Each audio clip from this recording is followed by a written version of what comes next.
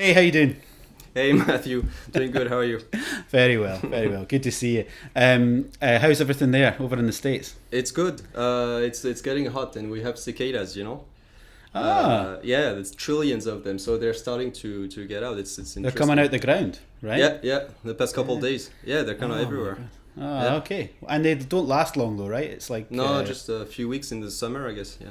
okay. Well, we don't get anything like that here in Scotland. There's no crickets. Well, there are, but like you don't hear them at night with the heat or anything. Yeah. It's just Yeah. it's just rain, really. Well, which you is feel what the rain. yeah, which is why, as we were discussing before we came Yes. on, this is very important. Nice. Yeah, It's well, important it's with that rain too. exactly. But I mean, our time difference means that you're drinking coffee and I'm having a whiskey. But Well, yeah, there's fair a enough. time difference. I'll be drinking whiskey later on. I know. Actually, no, I drink bourbon here. Ah, Because okay. whiskey is really hard to find, and bourbon is in Kentucky, and Ah, yeah, the real stuff. they're well stocked. Yeah. What Yeah. kind of bourbon are you drinking? What do you like? Which one is this? Knob Creek, I think it's called. Oh, it's nice. Yeah, we get that here. Oh yeah, okay. Well, we get a variety of it here. I'm sure there's probably a lot more, Yeah, styles of it there because we probably just get the one, in most of the sort of normal stores. But yeah, it's nice. It's sweet, Yeah. but it's nice. yeah, Yeah. It's dangerous. It's dangerous. yeah. There you go. Okay, well, I'll just advertise the product, obviously. This is Jura, which is lovely, really, really nice, really nice. And actually, it's matured in American bourbon barrels. No bourbon, way. Yeah, matured in American white oak ex-bourbon barrels. That's So there you interesting. go. So that's maybe why it's a bit sweeter. Yeah. There you go. I mean, it's That's after 5 p.m. Yeah, here, yeah, so- it's okay. I'll stick to coffee for now. Okay, all right, fair enough, fair Reasonable. enough. Well, reasonable. Cheers. Chin-chin. Yeah, so thank you very much for joining the Curator series. No, it's great. Villa-Lobos is your choice, which is fantastic because we've had like some Albéniz, we've had some Bach, and we've had some like really early vocal intabulation music. So to have something from Brazil and something very Latin American is really exciting. Yeah. So for everybody watching, end of the video, like in the other series, you'll see a link to Thomas's performance of the Prelude No. 1 by Yep. Villa-Lobos, one of the most famous pieces in the guitar repertoire. Yep. So it's very exciting to have it on the channel. We've went from an Asturias a couple of weeks ago to Oh, nice. to a Prelude 1. So it's like we're You're getting all the classics. all the classics, which is fantastic, and different Yeah. takes on them and stuff. But so tell me, like, why did you think about that piece? Why did you think I'm going to record that piece for the channel? Well, I haven't played this in a really long time. How old am I? 36. It's been 22 years. So Wow. I learned it when I was a little kid, and Okay. as like all the students learn this. And then I stopped playing it because obviously it was too easy, And Of course. yeah. When you're a student, you're like, I don't know, like everything you've just played is kind of like it's not worth it anymore, Yeah, I know you're done with it. It's yeah. like, what's Yeah. next? Yeah. I just had a whole day. This isn't why I'm drinking whiskey, but I just had a whole day of listening to like either the full final recital program of many of our students here in Glasgow at the Conservatoire, and it's like these kids are playing some really difficult music, So I Yeah. know exactly what you're talking about. It's like Yeah. you play a piece when you're that age, and then Yeah. immediately you're like, I've done it. Yeah, It's move on done. to better things. yeah, harder and better Yeah. things, but yeah.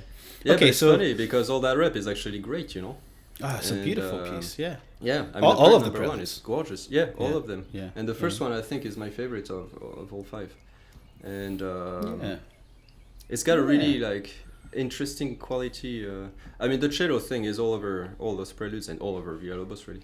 But in this one particularly, I mean, it's all on the fifth and fourth string, Yeah, all the melody, all the yeah, melodic stuff. yeah. Yeah, of course. So, and it's kind of challenging to not go like and screech everywhere, But maybe that's part of the style too, yeah, of course, the of course. big portamentos. And when you hear Villa-Lobos playing this, himself, it sounds like the strings were a bit dead, And so of it course. sounds a lot more cello-like, Yeah, which it's is funny. nice.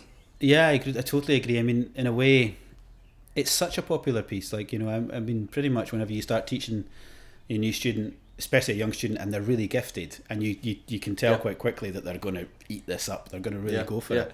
Yeah. I don't probably the same, but like this is a piece that arrives quite quickly to them, even if maybe you're not teaching the entire work, but like just to get them to understand like vibrato and the arm and making a big sound. It's a great piece for that. You know, it's so well written for the guitar. I'm very excited to hear your performance of it. So, it'll be fun.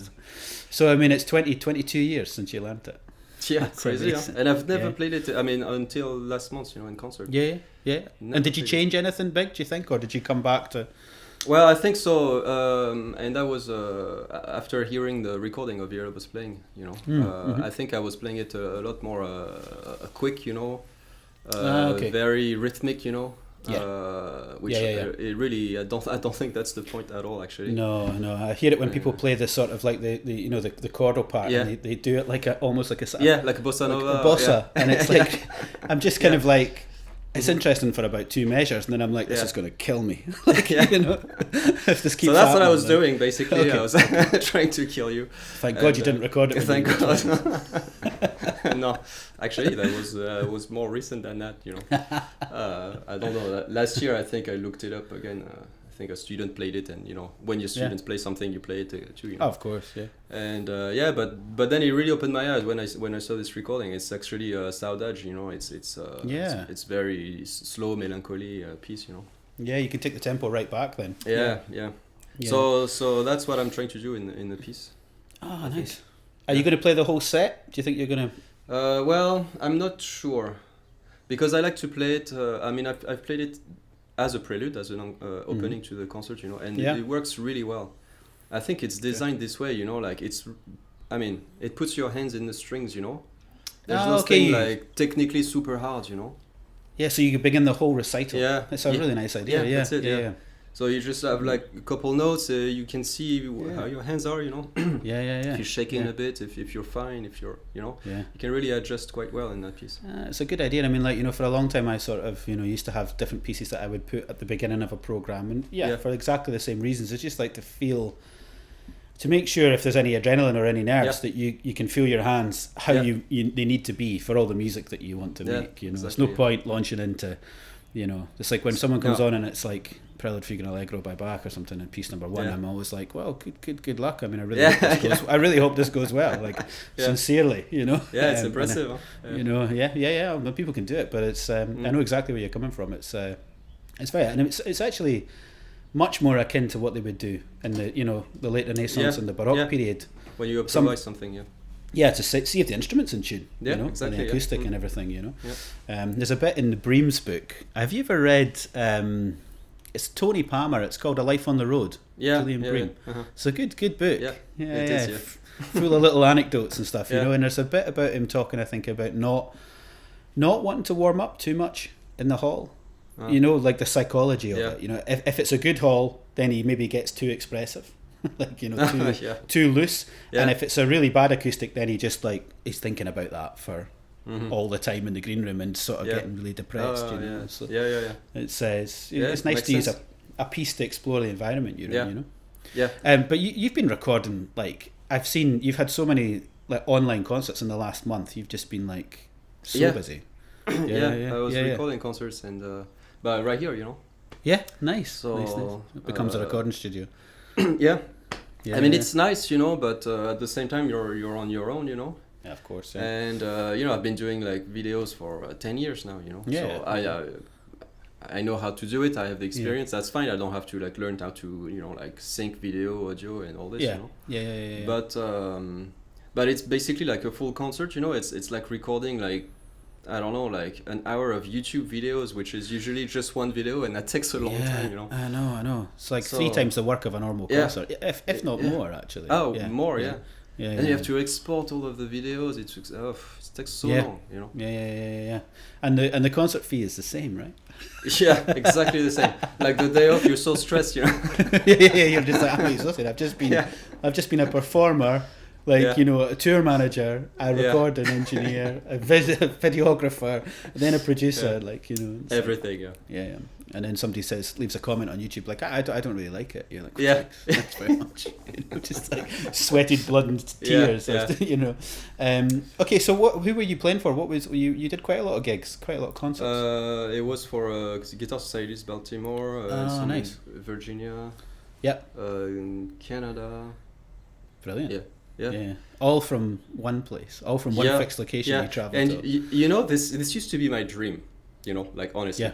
When you take, like, you know, you have to pack, you have to take a plane, you have to go somewhere, you know, like, I mean, it takes so much time, so much effort and energy, you know. And I was like, it would be so amazing, you know, to just do concert in your house, you know. And now everybody's doing it, you know, like the live stream thing, it scares me to death, you know. Actually, I've only done it once in one of those concerts that were recorded. It was live streamed. I was so nervous. You know? So actually you were playing live and it was being streamed live. It wasn't a pre-record, No. Well, it's weird because I think it's maybe something that the students I've been working with a lot during the pandemic have had to battle with, and it's been quite challenging. Like, you know, when there's a microphone and there's like the idea that you're recording, there's a different stress. Yeah. There's a different level of pressure that comes with that. But now that's the norm of like any way anyone performs, really. Yeah. So it's like you've not got the normal adrenaline of a concert hall, but you've got that recording adrenaline, that recording nerves, and if the two compound upon each other, that's really pretty tense. And I've just seen a few people, like very, very talented students, maybe wrestle a little bit with this dilemma in their head. It's like, I still got to feel like I'm performing, but there's a microphone right there, you know, which is capturing everything, you know. It's difficult because there's been so much editing in the past, you know, decades. I mean, really, like, you listen to a CD, it's edited all over. Nobody plays like this, you know. Maybe like a handful of players can take a perfect take, you know. Yeah, of course. But then when you record a concert, you have this pressure that, you know, it needs to sound like this, you know. This is the standard, you know. Perfection, you know. And when you do a concert and you record it, it's impossible. You can't, you know. There's always going to be mistakes in a concert. That's how it is. Of course. And guitar concerts, I'm talking, it's really difficult, you know. The instrument is super hard, so to really master it, you have to be like on another level, you know. But I mean, you know, I'm sure you feel like this too. You know, when I've made mistakes in concerts, sometimes the stuff that's happened just after that has been the most interesting stuff in the concert. Whether because it snapped me out of the mindset of trying to be perfect. You know, and being too cautious. But then when it's a concert, you can totally allow that, you know, because that's part of it, and that's fine. It's just for the people that are here, and after this, it's gone, you know. Whatever happens, it's like whatever happens in Las Vegas stays in, you know. It just stays there. Exactly. But then if it's recorded, it doesn't, you know. No, it's there forever. And then you've got some concerts, you know, just like, I mean, I recently saw like a couple concerts online on YouTube that from like years ago, you know. You know, you go to play a concert, they go, is it okay if we record it for our archive? Can I use one that I did earlier? Like, here you go. I know. So you say yes, you know, like, it's never going to pop up, and then you see them years later. That's interesting. Popping up. Now for a different purpose. I think the editing thing and the recording thing is an interesting like dilemma. You know, again, just like thinking about, like, you know, some students working with it. It's like, I encourage them to think like, okay, if you had just played that in a concert, and right now, after they've played something to record it, if they can imagine themselves sort of walking off stage to the applause, and would they be standing backstage going, oh my God, I need to do that again? Or would they be going, that was really good, I'm really happy with that? You know, there's maybe a couple of tiny things, but I'm really happy. But like the couple of tiny things in recording make people think, I must do that again. You know? And I'm like, if those things happened live, you would be so delighted, because it was like a fret buzz, and maybe you played one fret out one time, you know, really minor things, you know. And you're right, the mindset, it's stressful. I think after I've prepared for any of these kind of things, I have felt the impact of it much more so than I would do waking up the next morning and going to the airport and flying home. I feel it like I'm wrecked. You know? Maybe that's just me getting older. Maybe, probably. For sure. I know, but it's just the way it goes. It's interesting. It's like I wonder, maybe the guitar world's got a bit. I don't mean it's a bit of a grand statement, but there's a bit of a sterile thing with some of the recordings now. You know, they're a bit too perfect, and they're a bit. You know, it would be nice to see some players maybe take a bit of a risk with some of the formats that we have to do now. Exactly, see what happens. Just let themselves go a little bit in these. I think taking. I mean, So it's difficult to play very well on the guitar, but there's a way to play perfectly. You know, if you have a really solid technique and you don't take too many risks, that's going to be, you know, mostly okay if you choose your fingerings in a way that, you know, it's pretty safe. If you play it safe, there's you know, like totally a way to like not make any mistakes. You know, there's plenty of players who do this. That's fine. But then is it what we do? You know, I mean, if we're musicians, you have to take risks. You have to live for the music. So whatever your fingers have to do, you have to push them to do that. You know. Absolutely. I'm sure other musicians have to take this into their mindset when they, you know, think about performing. But I know other players don't so much. They don't agonize about it the way we do. I mean, I know harpists do. You know, I mean, we have a lot of connection with harp within our school here in Glasgow. It's kind of like a department that involves both guitar and harp. And, you know, there's so much dampening of strings and like clearance and pedals. And there's all sorts of extraneous noise that can come into the performance. And they work really hard to minimise this. The same way as, you know, talking about Villa-Lobos, you're trying to minimise squeak. And stuff like that. Yeah. But at some point, this has to leave your mind, you know, because or you go on stage and you feel like you're sort of playing in a straitjacket, you know, you're sort of like, exactly. I cannot move, you know. You know? It's difficult too as a teacher, because you want to teach, you know, like students to play clean, you know, and that's what we do, you know. Classical guitar is tone and cleanliness, you know. And that can really get in the way, you know, of a lot of expressivity, of risk taking, of all those things, you know. So you end up really trying to play like this sterile music, you know. Very clinical anyway, you know. So you're trying to just sort of practice a technique over and over and over again, but we're not. I mean, okay, some people do competitions, and that's important then to take that sort of robust, rigorous performance to a competitive environment. You know, and that's that idea of like maybe making the concert not feel like an event. It just feels like you're still in the practice room, you know, because there's no nerves that way. You know, some people that, I guess, good coaches of you know, like tennis players. I remember seeing something that was Nadal, and it was like somebody asking him about a particular shot, you know, beating Federer or something for the first time, and it's like, you know, the guy says, you know, I don't know exactly the story, but the guy says like, you know, Roland Garros, and there's Federer, and you hit like a cross court forehand, just goes over the net, you know, lands inside the baseline by like 2 millimeters. What were you thinking? And Nadal's like, well, I wasn't thinking that. You know what I mean? You know, like I wasn't thinking all of that, like grand explanation. I was hitting the ball. Really hard, you know, where he wasn't going to be, like, you know, and you're like, oh, okay, that makes much more sense. And it's this idea that like he's probably hit 1 million of those in training, you know, or whatever, or if it's a golf shot or whatever. But like, we have to leave some. We are different because we have to leave something open, for the expression, you know, and that's where, you know, sometimes every third or every fourth lesson with a student, I sort of remind myself to not go in and go, the tone, or wait a minute, you buzzed that note. I just go, just leave it, Matthew, just leave it. I know, me too. It's difficult, but you know, we were trained this way too, and I mean, I know from experience it stifled me a little bit, you know. At times, I mean, especially when you're competing, you know, because you can't like music in competitions is basically second, you know. You don't think about that at first, you know. You think about playing fast, loud, clean, and that's it, you know. So you get out of this thing, and you kind of forget, you know, the bigger picture. But it's a very easy thing to do. It's dangerous, but it's very easy in classical music, because that's we're playing scores, you know. There's no real. I mean, there is a lot of creativity, but not at the level of other like jazz musicians, let's say. Right? Of course. You start your lesson jazz. I mean, I don't know. I've never taken jazz, but I've read you know, like books, methods, and stuff like this. You know, it's like basically like opening of the your career in jazz, your studies. You have to sound like you know. It's basically like day one. You know, you're gonna learn all this, but really you have to make it sound like you know. You want to sound like nobody else. It needs to sound like you, and that's kind of the goal in jazz, you know, to be able to listen and say, this is this guy, you know, and that's of course, it's a good thing. In classical music, you don't get that at all. You have to sound like the score, you know, and make it sound like that.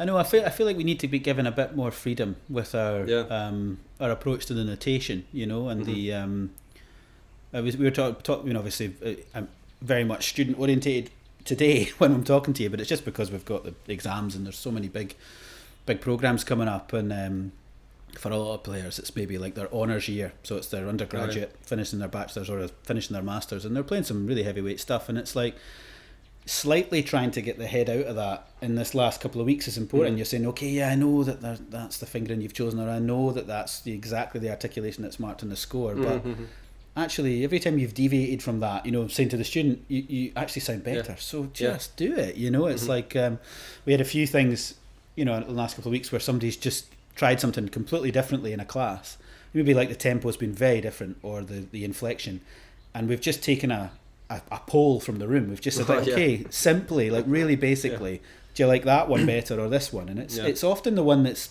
very instinctive, and it's allowing the student to sort of breathe a bit more with the music, and you know, it's getting away from the bar lines and how it all adds up, and you know, this kind of intent. I mean, I think we need, especially when you play classical contemporary music, it's tough, you know, seeing how much you've got to do, and if you don't do it, you're not realising the composer's wishes, and you sort of feel like, do I have any say in this? You know, am I part of the plan? Like, you know, or could it just be a computer? Like, but that's it's a fine line, you know, in classical music. It's difficult because you have to be so precise, but you also have to sound like you know.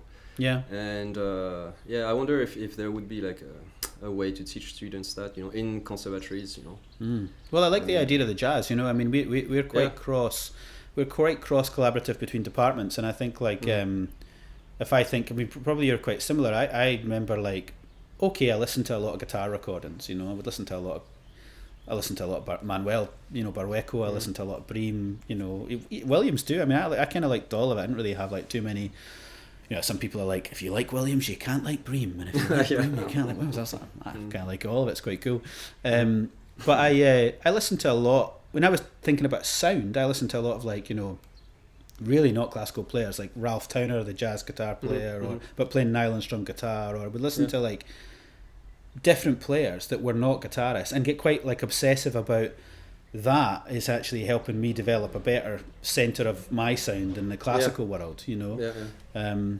So maybe even just some more crossover, but at the right time, you know. Like if I told a first year undergraduate student to go and listen to the saxophone players downstairs in the basement playing jazz, they would tell me that's not. But like maybe in third or fourth year, and vice versa, you know. Don't know why I put the saxophone players in the basement. That was cool. That's cool. But then it's just next door to the guitarist, really, isn't it? Yeah, maybe something like that. Maybe, I mean, what about in Peabody? Is there much crossover? Yeah, so at Peabody we don't. I mean, my students, anyways, they don't really collaborate with jazz, the jazz department. I don't know why. I think I should probably look at it more. But we do collaborate with the composition department a lot, and that's been really interesting, you know, because the composition students, they don't know the guitar very well, you know, so they do have to collaborate. But then they'll send you a score that's, you know, typical, like, I mean, it varies, you know, but usually it's typical, like Elliott Carter stuff, you know, like it's difficult to read. There's like, you know, a note, like things on each note, you know. Written against the instrument a little bit, like Carter. Almost like it's supposed to make you struggle, you know, but I don't know if that's really the intent. I'm not sure. In Babbitt, in Carter, I kind of understand this, you know, like maybe it's part of the style, or Berriot, you know. I think there's an element of like trying to essentially push the limit and the limit of the player as well as the instrument to its boundaries. Like if it's essentially sonically possible. Then why can't we do it? You know, and I mean, it's pretty tough. I mean, look at the editing of Maxwell Davis's sonata and stuff like that, and Hill Runes and these pieces, you know, by Bream. There's some serious editing going on there because it's just so difficult. You know, so that's the idea. Like Bream, you know. You know. But look, even but what you know, Bream did really well, and Williams and everybody that works with composers, is that in the end, composers want their piece to sound good. So really, and we've seen this with the composition students too, you know, like if you say, you know, like, what about this effect, you kind of understand what they're going for, you know. But there's pieces like with like a vibrato on this note, no vibrato on that note, you know, like this one ponticello, then move. I mean, it's difficult, you know, intense, for a performer. So if you tell the composer, you know, like, but what about this and that, you know, actually you're free even in a score like this as a performer, if you try to really understand what the composer is going after, you know. As in terms of effects or, you know, like moods and things like this, you can actually like implement your own things, you know, even if it goes against what's written sometimes, you know. Because again, you have to sound like yourself, and you know, you can find like, I don't know, like many things to do usually, even in scores like this, super precise, you know. If you're putting your personal touch, you can make it sound better, and the composers, they are never going to say no, but you were supposed to do this and that, you know. Yeah, I think it's rare. It's rare I find a composer that would say absolutely not. Yeah, you know, you must just play it like I've heard it on a MIDI file. I've been putting it into Sibelius or something. And if they do, you kind of know, this maybe isn't the most creative individual that I want to really work with. You know, that's it. You exactly, sort of do the job and then never play the piece again. But, but you're absolutely right. Most of the time, there's a real want to like, well, how is this going to come together? How's this going to sound? You know. But there's still a trepidation. I don't know what it is, but like it's. I think it's the classical music world. I think there's like maybe because it comes so much from an orchestral tradition of like limited rehearsal time, a conductor standing at the front with a vision, and everybody has to sort of essentially, to all intents and purposes, we have to realise that vision of said conductor and management team of orchestra who've chosen that repertoire 3 years ago to happen today. You know, and giving you like, you know, an hour to rehearse the important bits, and then the audience come in, you know. So it's like, you know, that tradition has definitely pushed players to like fast, you know, comprehend this music quickly and regurgitate it very quickly without taking too many risks, you know. I mean, a bit like coming back to the sort of idea of like the competitor guitar player, you know, of clean, fast and loud, or you know, exactly as required. It's interesting. No, I think we're maybe coming around a wee bit, you know, with the ethos a little bit. I think it's starting to change, you know. I've got some students really starting to express, it's funny, like that it's not that important to them, like the super cleanliness or not super accuracy, but it's not because they're not trying to go like I totally screwed that up, but it's okay because I don't care, you know. They're actually saying like, you know, actually this is I'm going for this, you know. If we reframe our reference point, did they succeed in what they were trying to do? And you're like, yeah, there was a squeak, but that's not the priority here. The priority was that line connecting or whatever, you know. So listen, I've got a few questions for you, because that always happens with these creator series. I always do like a call for questions and see who comes in. And the first question is actually slightly linked to what we've been talking about. It's all about it's like the question is, the technical level of classical guitarists has improved enormously in the last decades, just what we've sort of been talking about. Yes. But what about musical artistic level? Do you see a great improvement in artistry as well? Well, it's a difficult question to answer. Diaz was asked the same question, I remember, in an interview I watched. That was years ago, and he put it in a nice way, and I think I agree with this. He said the level is much higher, technically, but the amount of poets is the same.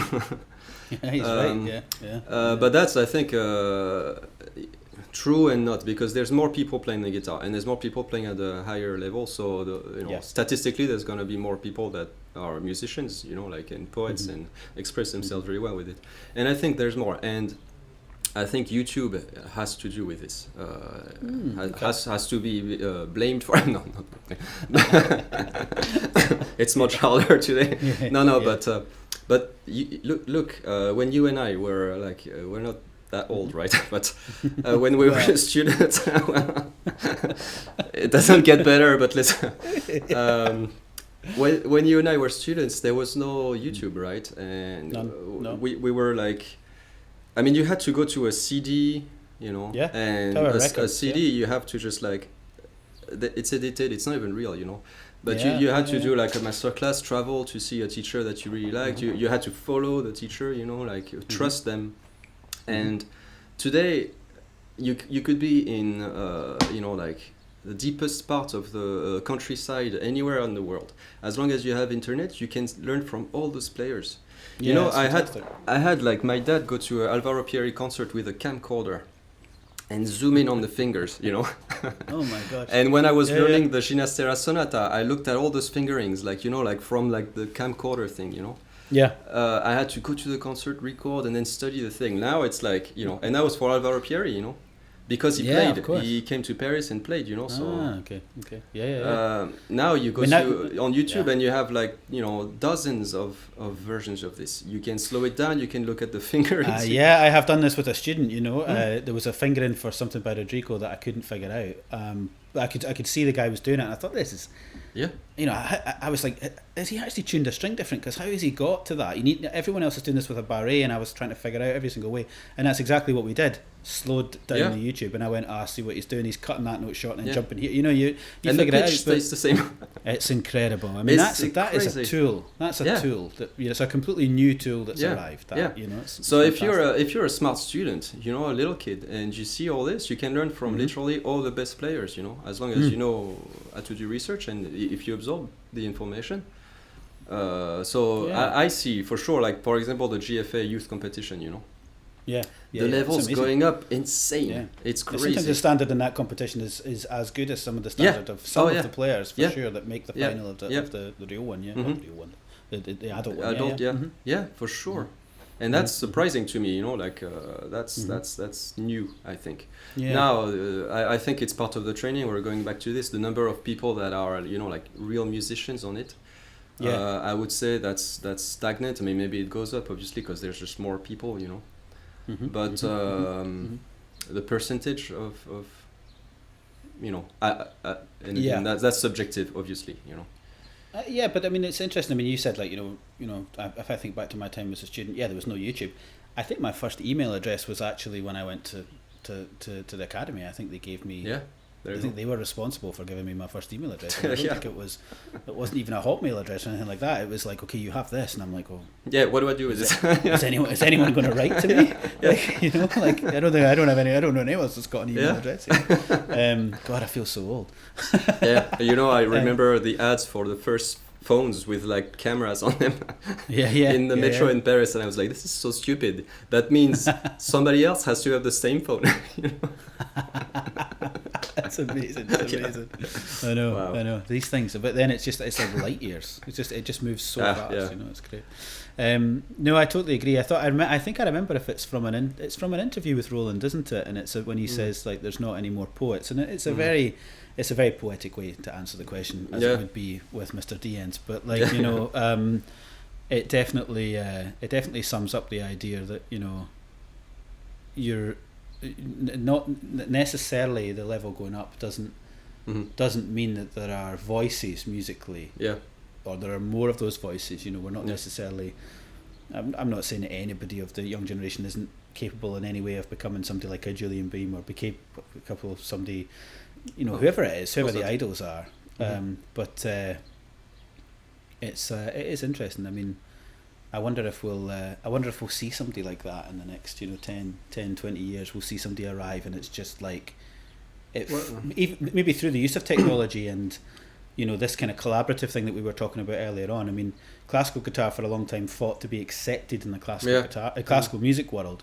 So now somebody that turns it on its head and says, no, wait a minute, the strength of the guitar is its all-encompassing nature. You know, I've always thought there was a voice there for someone, you know, because you think about the people that love to watch your, you know, a great steel string player or a great nylon string jazz player or whatever, and then a great classical player. A really interesting combination of all of them could be a very distinctive musical voice, you know. There's probably people like that, you know, and I don't know who they are. I mean, there's people that but it's still specialized, I say a lot, but it's difficult not to be at the same time, but especially not when we're learning the instrument. So talking about the instrument, there's another question that came in, which is quite interesting. Just it was interesting because I think it's specific to you, because obviously you use and have played for, I think, most of your life, right? The instrument of Greg Smallman, the Australian guitar builder, and it's interesting with, you know, from my perspective here in Scotland, like I've always noticed a lot of French players, playing Smallman guitars. Gabriel, yourself, other players I've met. I think we had Thibaut Garcia in Glasgow a year or two ago, and I think he also had a Smallman. Really? I don't think so. I think maybe Thibaut not. plays maybe a Spanish guitar. Bernabe, no? Yeah. Something. Okay, I might be wrong on that. Yeah. Thibaut Covin, he used to play one. Maybe Thibaut Covin. Yeah. But anyway, it's obviously not specific to French people. It's just interesting, and it's just the questions about like.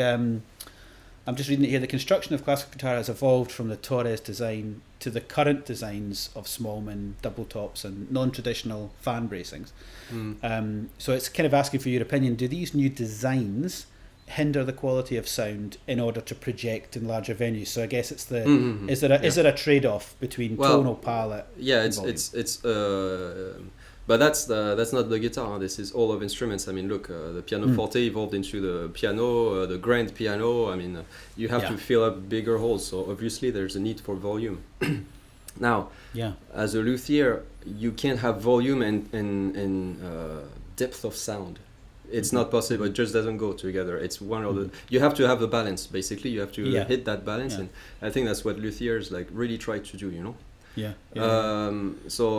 But Torres or Hauser, these are not like guitars that don't sound loud.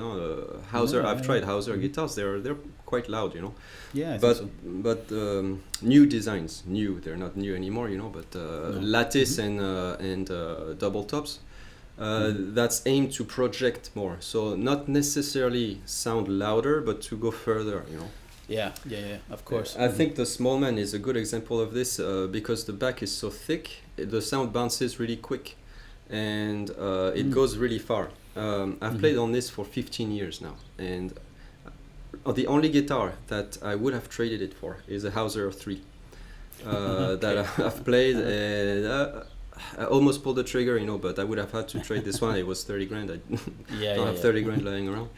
Unfortunately. Wait a minute, hold on. Let me get my checkbook. No chance.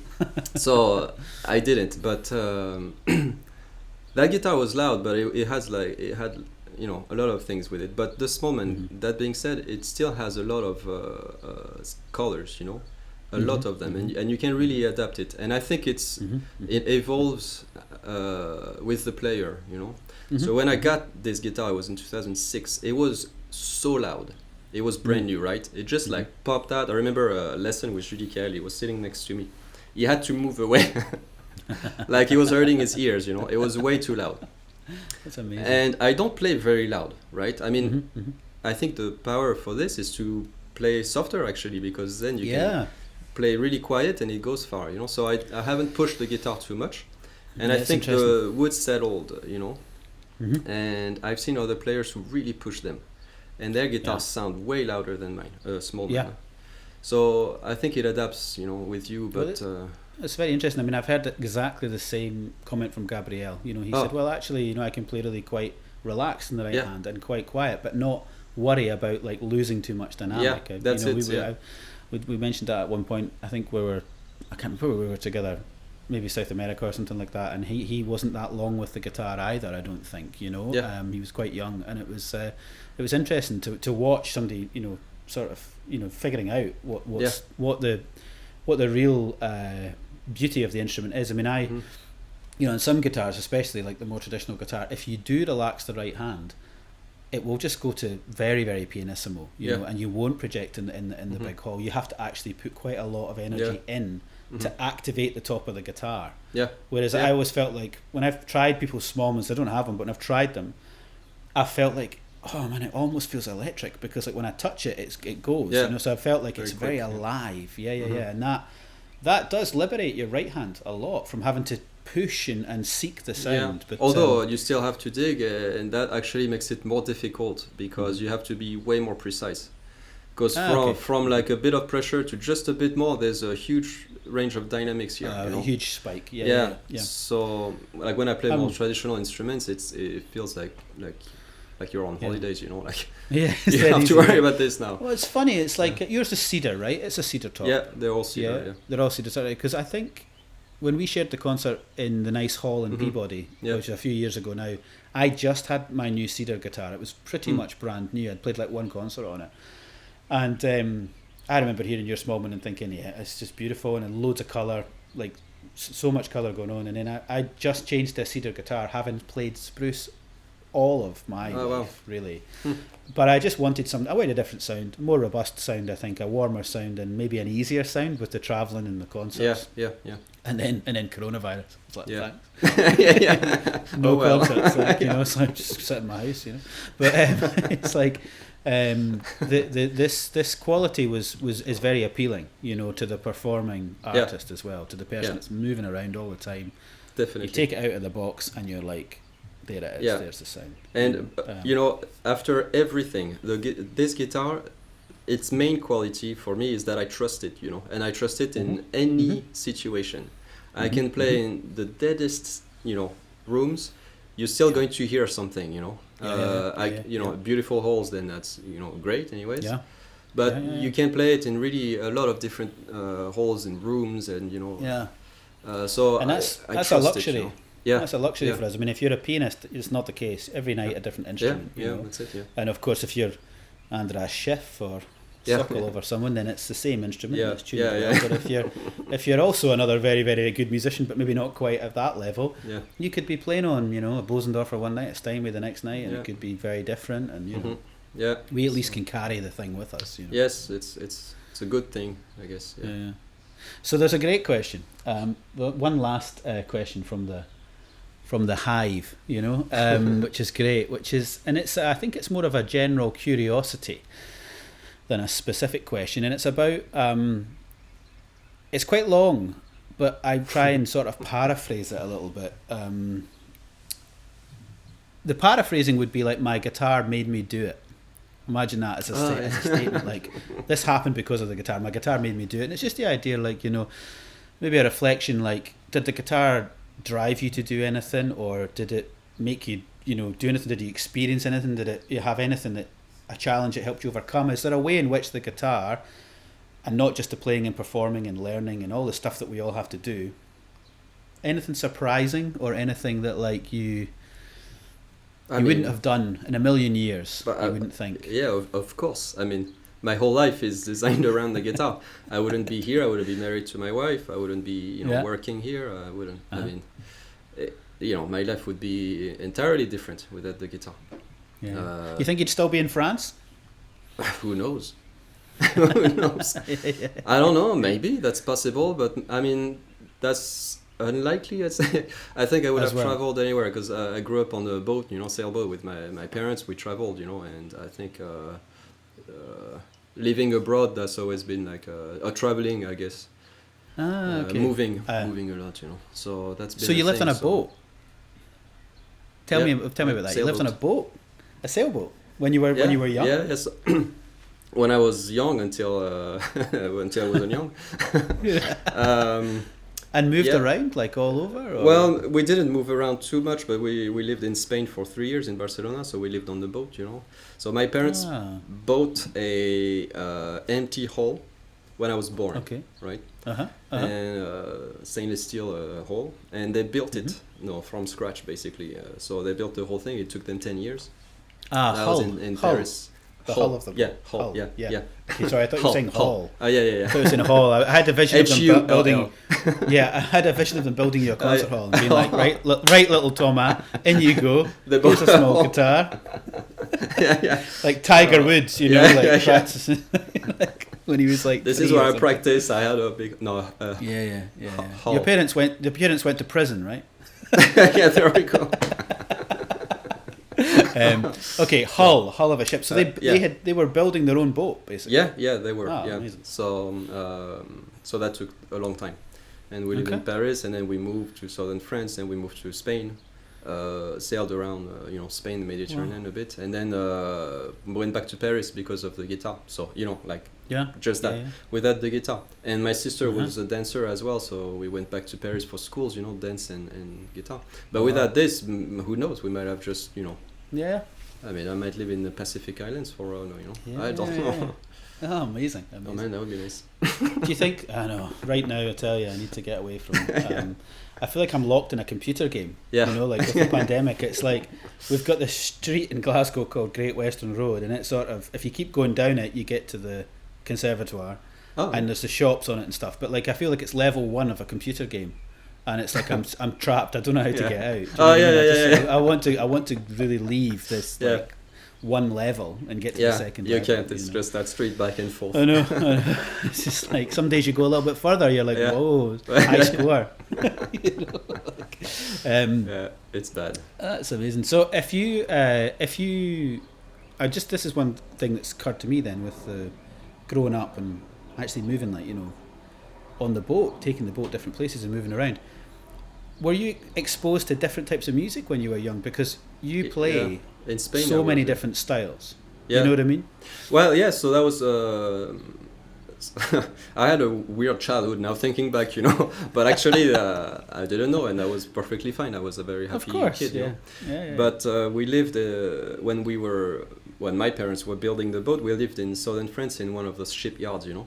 And this is full of people from all over, like, and different paths of life, you know, like, we found that one of our good friends who took me and my sister kayaking was actually Interpol knocked at, you know, at the door, like, where is this guy? He was gone, you know, but we had no. They're really trying to find him. So he's you know, you kayaking. Yeah, people like that, you know what? It's insane, like thinking back on it, you know, but. And then we had some good friends. They were from the Foreign Legion, you know, and they were building a boat to go to Brazil to start a scuba diving school, and they were listening to all this Brazilian music. So they made me tapes, you know, like of Brazilian music, and I was 10, you know, so I was listening like that, you know. And then maybe when we moved to Spain, there was a lot of flamenco and Spanish music in the streets, you know. So obviously that's good, you know, when you're a kid and when you want to play that Spanish music, you know. So maybe there's things like this from just meeting people that are just from all over, you know. That will have had an impact, undoubtedly, especially when you're young and your imagination, and you're learning about people and you're hearing all the different accents and, you know, because it's nice, you know, you've got the resonator guitar behind you and the steel string in the corner, and it's like that's what I've always admired about like your output online in your channel, is your own YouTube channel. It's like you are not just in this, it has to be classical guitar and it has to be classical music, and you know, this is it, it's much more all encompassing, I think it's just personal. I get bored, I think, you know. It's just so interesting. There's so many things that I like to do, so many different styles. Like why would you say no, I can't? Why would you know? Yeah, you know, it's crazy to me, you know? It's because of the perception, you know. You want I think so. So people want to be perceived a particular way by a particular group of people, so they would never say, oh, I'm going to play you know, a bossa nova because I'm a classical musician. It's like, that's to me, that's sort of sad. It doesn't understand. I don't understand. I don't understand either. That's what I say. I mean, what I think is a different thing, but I say I don't understand. I say YOLO, you know. Nice. Well, listen, I think we're coming to the end, but amazing to chat to you as always, and really, like, thank you so much for thank you. Thanks for having me. That's fine. It's a pleasure. It's just great to catch up. And the next time, you have to have some sort of bourbon, you know, on the go. I'll try. We can do it. We can do the next one where, like, you know, it's 11 p.m. here, and then it'll be 5 for you. There you go. It'll be respectable. But probably by that time I won't be making any sense. Or it'll be like the moment where you make all the sense, you know, and then you can't remember them. Well, if you record, that's fine. That's true. Maybe we'll fix it all. We'll fix all the woes of the world, you know. No, I think even better. We're on the same time zone, and we're across the table, and we're sharing one of those. That's what we need. Well, hopefully soon. I mean, it was a pleasure to be over in Peabody a few years ago. Yeah, that was fun. Time. We'll do that again. Maybe we'll do that in Scotland. So maybe I'll get you. I'll bring you this way this time. Yes, there we go. Once all of this COVID-19 is behind us. Yes, you know? Bring me on a tour of all the whiskey. Yeah, that's the plan. That would be the plan. Listen, thank you so much. And for anybody, you know, watching, at the end of this, there'll be a link to Thomas's recording of the Prelude No. 1 by Villa-Lobos, and that'll be available on Gallery Guitars. So Once again, Thomas, thank you so much. Thank you, Matthew. Cheers. Bye for now. Bye.